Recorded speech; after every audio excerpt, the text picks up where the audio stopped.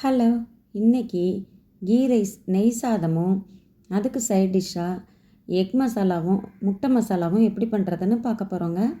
Key rice basmati rice, ஜீரக சம்பா இதில் வேணாலும் பண்ணலாம். ஒவ்வொரு ரைஸ்க்கும் ஒவ்வொரு தனித்தனி ஃப்ளேவர் இருக்குது. இதுக்கு ஒரு கப்பு பாஸ்மதி ரைஸை நல்லா உதிரியாக வேக வச்சு ஒரு தட்டில் போட்டு நல்லா ஆற வச்சு எடுத்துக்கோங்க. நெக்ஸ்ட்டு ஒரு கடாயை சூடு பண்ணி 2 டீஸ்பூன் நெய் சேர்த்துக்கங்க. இதில் 2 பிரிஞ்சி இலை, 2 பட்டை, 2 கிராம்பு, 1 டீஸ்பூன் சோம்பு, 2 ஏலக்காய் சேர்த்துக்கோங்க. அது கூடவே கொஞ்சம் முந்திரி பருப்பும் சேர்த்து வறுத்துக்கோங்க. நெய் சாதம் 2-3 விதமாக பண்ணலாங்க. அதில் இது ரொம்ப சிம்பிளாக குயிக்காக பண்ணுறது. இப்போ இதில் 3 பச்சை மிளகாயை நீளமாக கீறி சேர்த்துக்கோங்க. அது கூடவே பெரிய வெங்காயத்தை நீளமாக இது மாதிரி நறுக்கி சேர்த்து வதக்கிடுங்க. இப்போ இதில் 1 டீஸ்பூன் இஞ்சி பூண்டு பேஸ்ட்டு சேர்த்து வதக்கிக்கோங்க. வெங்காயம் வதங்கிறதுக்கு தேவையான அளவு உப்பு சேர்த்துக்கோங்க. வெங்காயம் நல்லா கோல்டன் ப்ரௌனாக வந்ததுக்கப்புறம் நம்ம ஆற வச்சுருக்கிற சாதத்தை அப்படியே இதில் சேர்த்துக்கோங்க. இதுக்கு தேவையான அளவு உப்பு சேர்த்து நல்லா கிளறி விட்டுருங்க. சாதத்தை 2 டீஸ்பூன் நெய் சேர்த்து நல்லா கலந்து விட்டுருங்க. ஸ்டவ்வை லோ ஃப்ளேமில் வச்சுட்டே பண்ணுங்கள். இப்போ இதில் கொத்தமல்லியை நல்லா வாஷ் பண்ணிவிட்டு பொடியாக கட் பண்ணி சேர்த்துக்கோங்க. அவ்வளோதாங்க, செஞ்சு முடிச்சிட்டோம். இதுக்கு முட்டை மசாலாவும் நல்லாயிருக்கும், கோலா உருண்டை குழம்பும் ரொம்ப நல்லாயிருக்கும். கோலா உருண்டை குழம்பு என் கார்டில் போடுறேன், பார்த்துக்கங்க. நெக்ஸ்ட்டு முட்டை மசாலா எப்படி பண்ணுறதுன்னு பார்க்கலாங்க. இதுக்கு நான் 3 முட்டையை வேக வச்சு இந்த மாதிரி கட் பண்ணி தனியாக எடுத்து வச்சுருக்கேன்.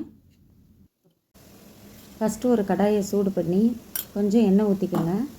அதில் 1 டீஸ்பூன் சோம்பு சேர்த்துக்கோங்க. சோம்பு நல்லா பொரிஞ்சதுக்கப்புறம் கொஞ்சம் கருவேப்பிலை சேர்த்துக்கோங்க.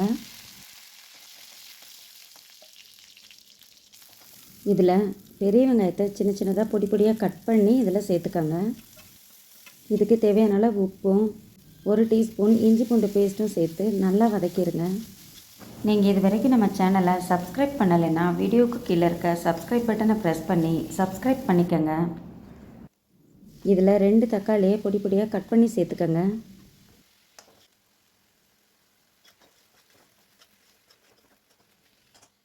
இப்போ இதில் 1 டீஸ்பூன் மிளகாத்தூள், 2 டீஸ்பூன் மல்லித்தூள், கூடவே 1 டீஸ்பூன் கரம் மசாலா தூள் சேர்த்து நல்லா வதக்கிடுங்க.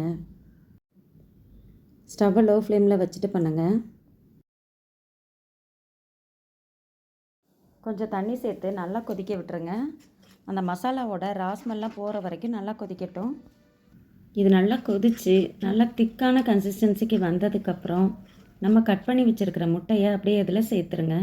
இது நீங்கள் கீ ரைஸ், ப்ளெயினான புலாவ் இதோடலாம் சர்வ் பண்ணலாம். சப்பாத்திக்கும் நல்லாயிருக்கும். ட்ரை பண்ணி பாருங்கள். எப்படி வந்துச்சுன்னு எனக்கு கமெண்ட் பண்ணுங்கள். பிடிச்சிருந்தா ஒரு லைக் போடுங்க, மற்றவங்களுக்கும் ஷேர் பண்ணுங்கள். இதுக்கு மேலே கொஞ்சம் மிளகுத்தூளும் உப்பும் தூவிக்கங்க, டேஸ்ட் நல்லாயிருக்கும்.